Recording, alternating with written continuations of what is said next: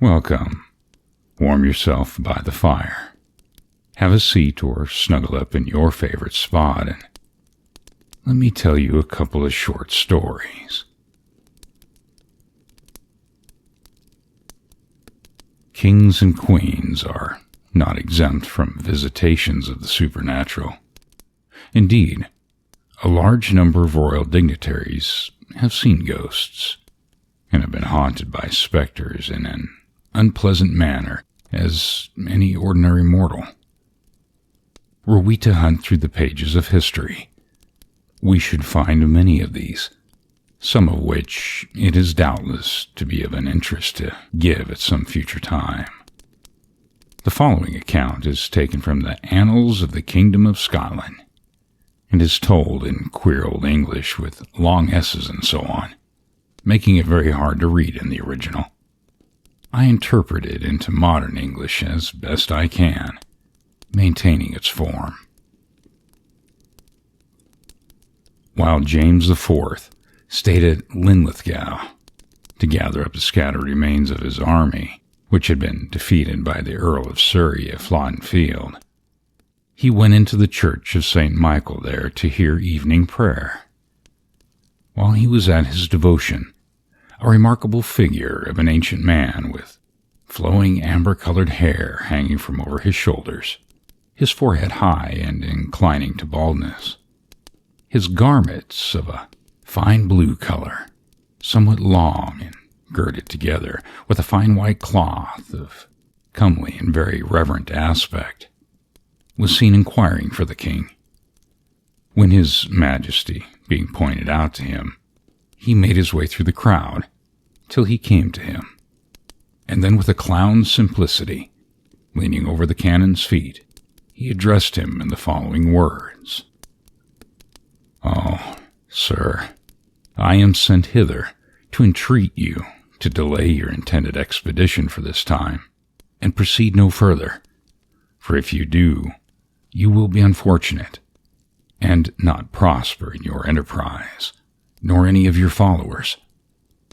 I am further charged to warn you not to follow the acquaintance, company, or counsel of women, as you value your life, honor, and estate." After giving him this admonition, he withdrew himself back through the crowd and disappeared. When service was ended, the king inquired earnestly after him, but he could not be found or heard of anywhere.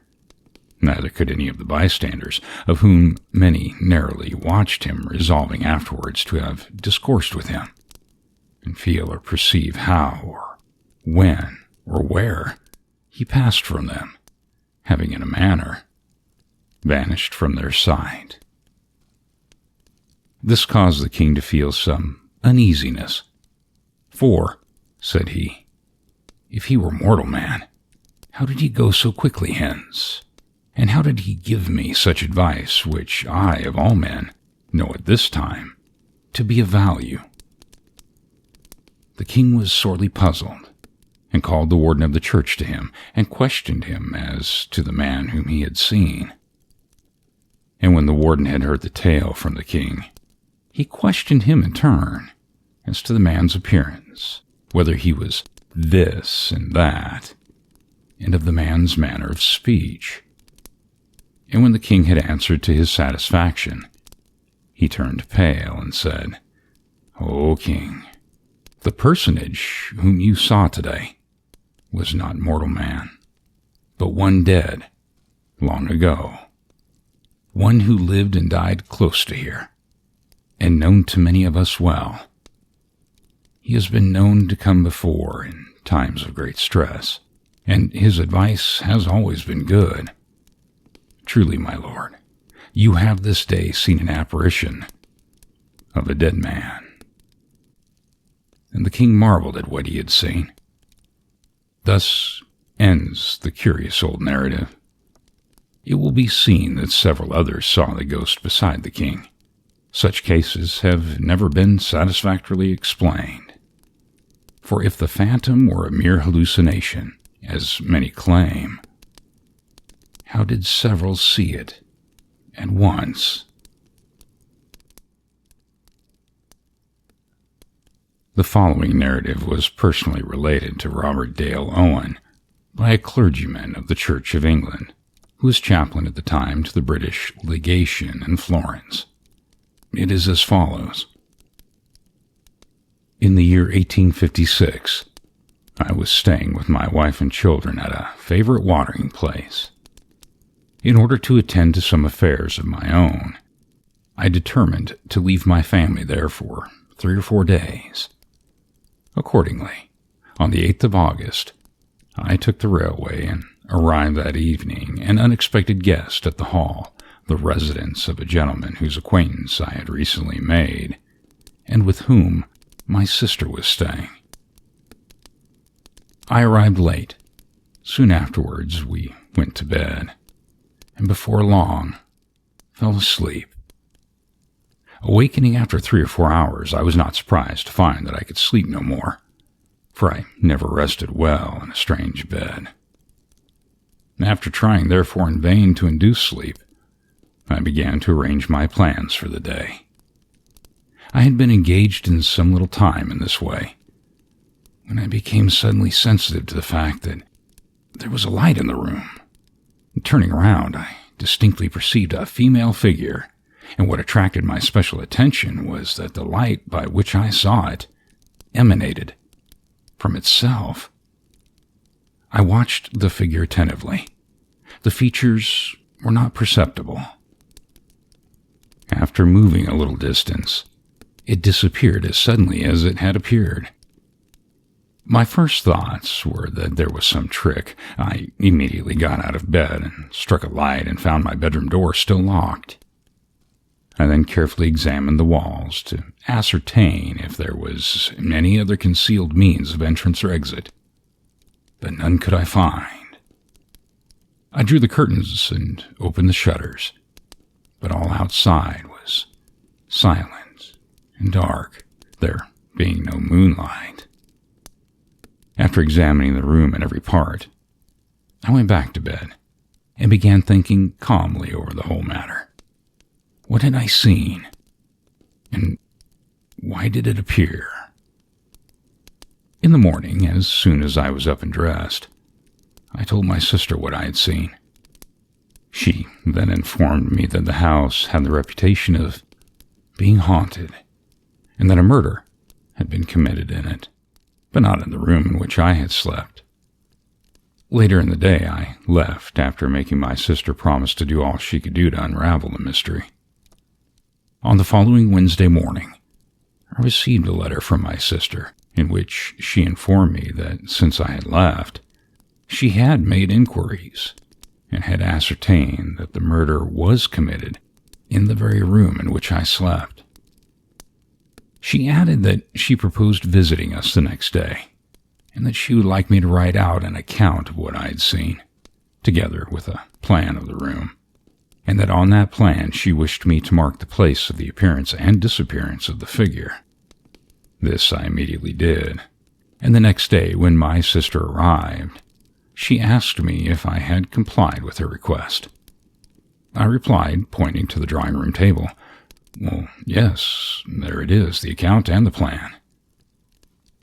As she rose to examine it, I prevented her, saying, "Do not look at it until you have told me all you have to say, because you might unintentionally color your story by what you may read here." Thereupon, she informed me that she had had the carpet taken up in the room I had occupied, and that the marks of blood from the murdered person were there, plainly visible, on a particular part of the floor. At my request, she also then drew a plan of the room and marked upon it the spot which still bore the traces of blood.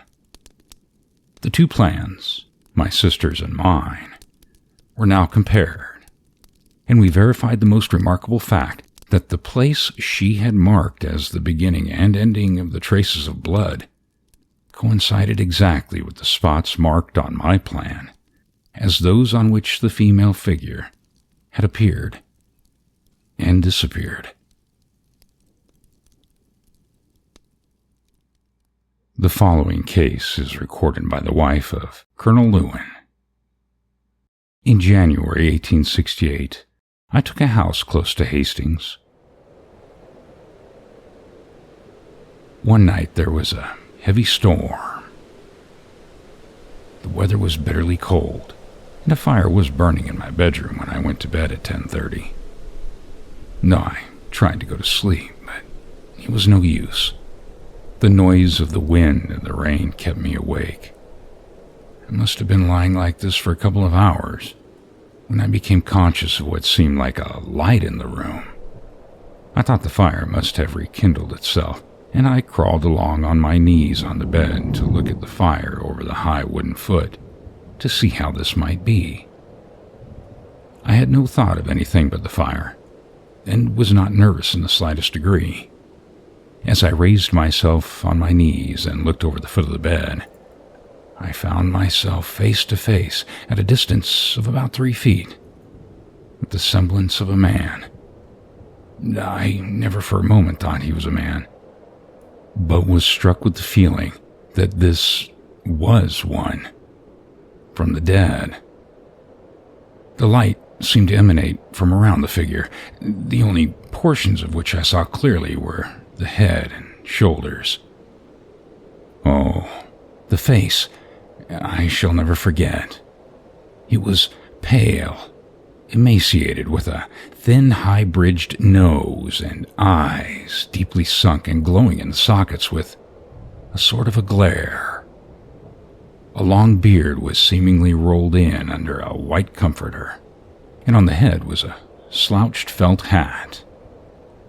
I had a nervous shock and felt a dead person was looking upon me, but had no sensation of being actually frightened until the figure moved slowly as if interposing between me and the door. Then horror came over me and I fell back in a dead faint.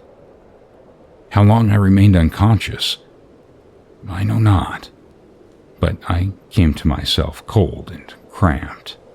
The room was quite dark, and nothing was visible. Thoroughly tired out, I got into bed and slept soundly until morning. The next example is from the Proceedings of the SPR, Volume 5, page 440 to 441, and Mr. Myers states that the writer was well known to him. The account reads in part, "My mother died on the 24th of June, 1874, at Slima, Malta, where we were then residing for her health. 7 nights later she appeared to me. I seemed to have been sleeping some time when I awoke, and turning over on the other side towards the window, saw my mother standing by my bedside, crying and wringing her hands. I had not been awake long enough to remember that she was dead, and exclaimed quite naturally, 'Why, dear, what's the matter?' And then suddenly remembering, I screamed. The nurse sprang from the next room, but on the top of the step, flung herself on her knees and began to turn her hands and cry. My father at the same time arrived at the opposite door, and I heard his sudden exclamation of, 'Julia, darling!' My mother turned towards him, and then to me, and wringing her hands again, retreated towards the nursery, and was lost. The nurse came forwards, and stating that she distinctly felt something pass her. My father ordered her out of the room, and telling me that I had only been dreaming, stayed until I fell asleep.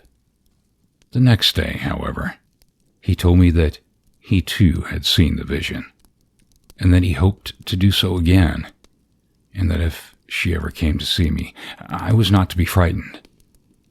But she never appeared again. If you like these stories, subscribe, like, and share, and don't forget to hit that notification bell for future stories.